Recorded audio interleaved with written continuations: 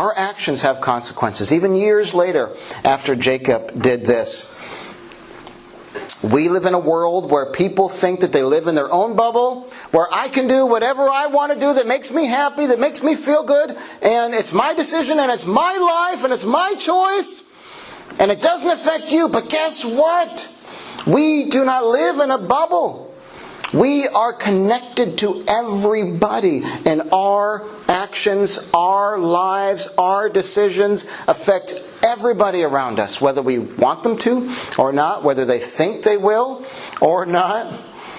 And so when people throw caution to the wind and don't care about the fallout of their decisions, we end up destroying people's lives, our lives, and affecting countless more people for generations and generations. Like this, Genesis is generations of families, right? We see how Abraham's sin comes back generations later, and Adam and Eve and Cain and Abel murdering brothers. Like, this is what they're doing. They're trying to murder their brother. We think that we live in this little microcosm that all make these choices, but generations later, people, whether they know our names or not, are affected by the decisions that we are making today. Our actions produce reactions that will affect many generations. I'll say it again. Our actions produce reactions that affect many generations. And when we have this generational thinking, like my life isn't just my life, but it's going to change the people after me and after them and my kids and grandkids and great-grandkids and my neighbors and church family for decades and centuries to come. When we think in terms of legacy and generation, that's when God convicts our heart to make better decisions.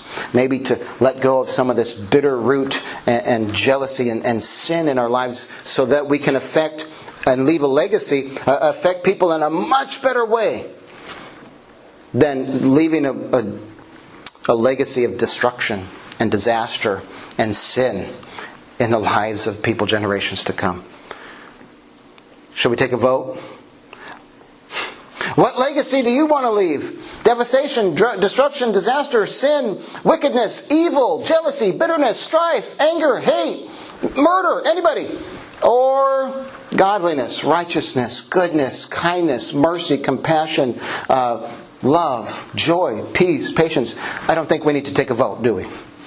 We all want that, but this is what kind of happens default because of our sin nature. And so we've got to pull out that bitter root. We've got to do the heart work. We've got to stay in the Scriptures, ask God, surrender our lives to God, so that His Spirit can empower us to live for Him and do His will in our lives. And we're going to fail, but we're going to get up and keep following God. Even when we mess up and make mistakes, He's going to forgive us. But we need to continue on. What does Proverbs say? A righteous man falls 7 times, but keeps getting back up. Keeps getting back up.